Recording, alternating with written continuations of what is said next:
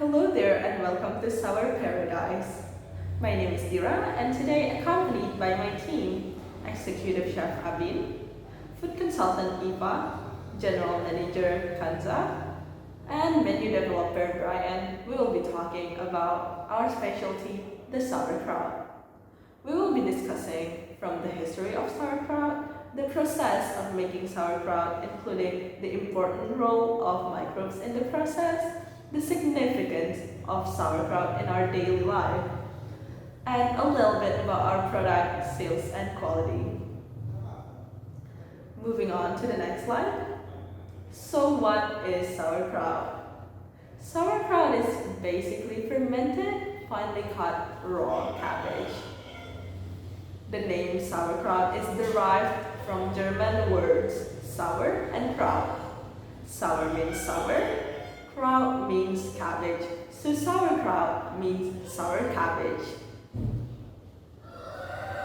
Though it is known as German food, the Germans only started fermenting their cabbage since the 16th century. And although it is very well known as a European side dish, the sauerkraut is not originated from Europe. Instead, it is originated from China.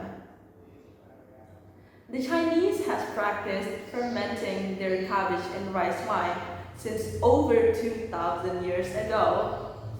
It is said that fermented cabbage, known as suan chai, already existed back in the days when the Great Wall of China was built, and the practice of fermenting cabbage is transmitted to Europe by the Tartars. If we can move on to the next slide. So sauerkraut has many different names around the world. As mentioned before, it is known as suan chai in China. It is known as zuurkool in Netherlands. It is known as choucroute in France. And it is known as zafaniu kaposta in Hungary. Among these four, there are many more names of sauerkraut around the world. And the next part, we will be talking about the process of making sauerkraut.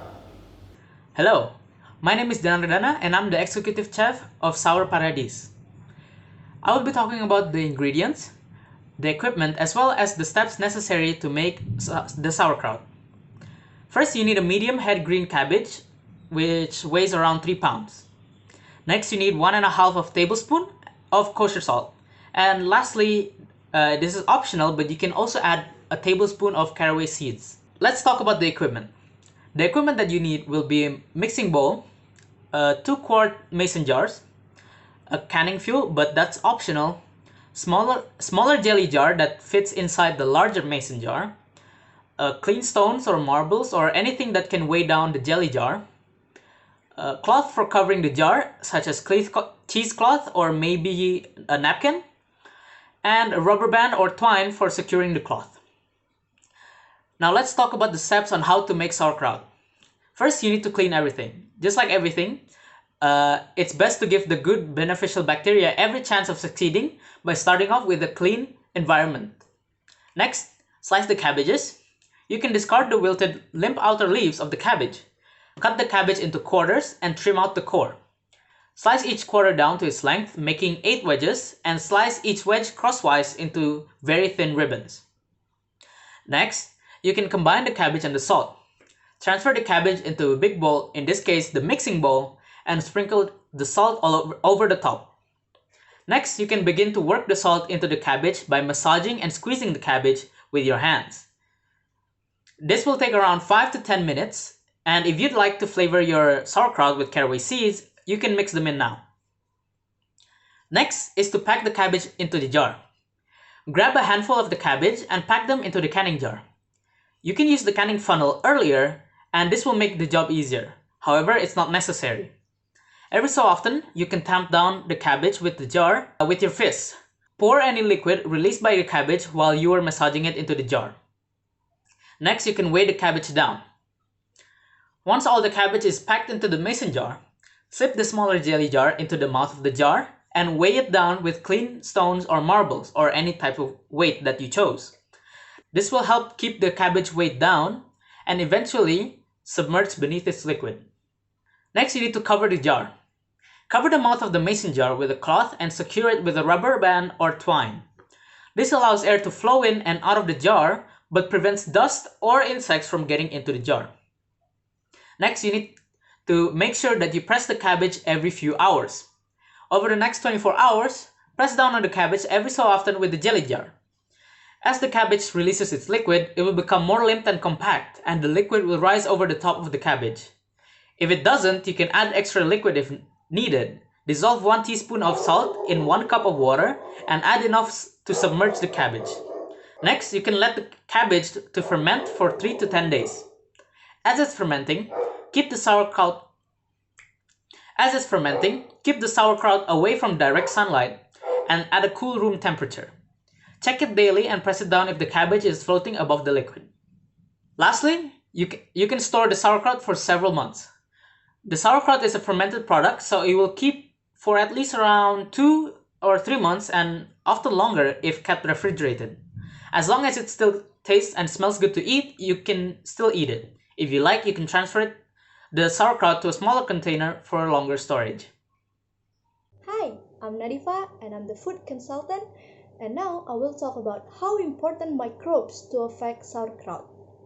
But first thing first, we need to know that sauerkraut is particularly nutritious because it undergoes fermentation, which is a process during which microorganisms on the cabbage digest its natural sugar and convert them into carbon dioxide and organic acid.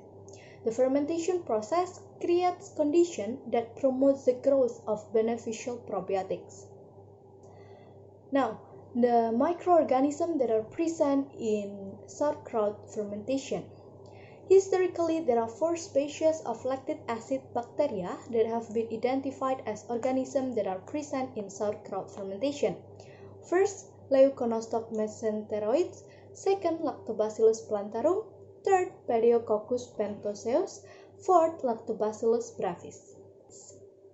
Now, the fermentation process. The fermentation process in making sauerkraut consists of 3 phases. It is important for us to know the phases as we further want to know the significance of the microbes to sauerkraut. In the first stage, anaerobic bacteria such as Klebsiella and Enterobacter initiate the fermentation process, creating an acidic environment that is suitable for subsequent bacterial growth. And then the second stage begins when the acid level becomes too high for many bacteria, and the Leuconostoc mesenteroids dominate the stage. The third stage, various Lactobacillus species, including Lactobacillus brevis and then Lactobacillus plantarum, ferment the remaining sugar and causing the pH to decrease further. So it will decrease until the sauerkraut reach a pH of about 3. So at pH 3, the lactobacillus stop fermenting and the sauerkraut can be stored until needed. Now, the do's and don'ts or the significance of microbes to sauerkraut. So, the first do's, we need to leave the fermenting jars at a room temperature because the microorganisms presented in the sauerkraut fermentation are inhibited by low temperature. And then the second one, make sure that it contains 2 until 3% of salt concentration. So basically, a salt will stimulate the growth of lactic acid bacteria and prevent the growth of food-reactive bacteria. However, a high concentration of salt will inhibit the microorganism. Then the third one, we need to ensure that the mixture is completely submerged, as the presence of air in the jar enables harmful bacteria to grow. Now the don'ts. Store the jar at too high temperature. We don't allow to do that because during the fermentation, if we store it in the high temperature, it will result in overgrowth of lactobacillus and it will cause the sauerkraut to form the wrong consistency. The next part will be explained by my friend. Hey guys, it's Brian here. I'm the menu developer here at Sauerparadies. At this opportunity, I'm going to tell you the significance of sauerkraut in human life.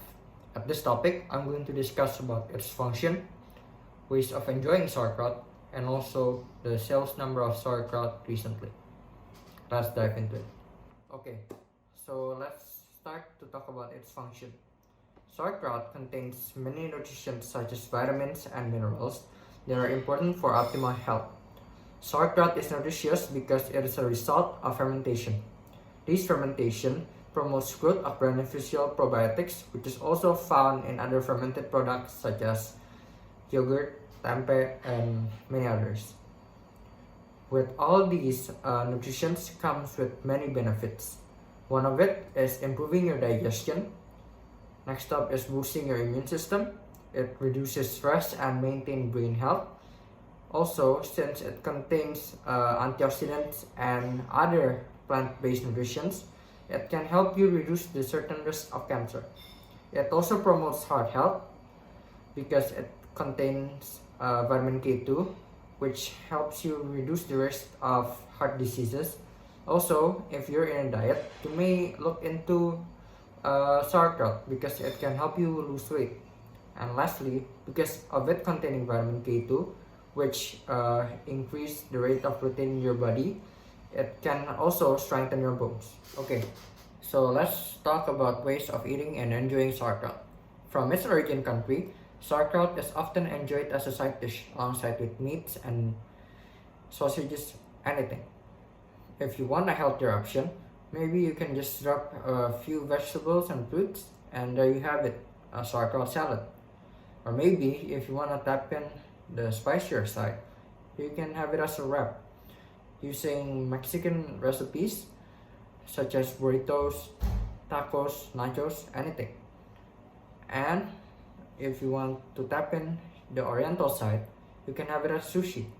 From what I researched and what we have implemented in our restaurant, sauerkraut and ginger as a sushi tastes heavenly, and its sales have skyrocketed recently. Okay, that's all from ways of eating sauerkraut.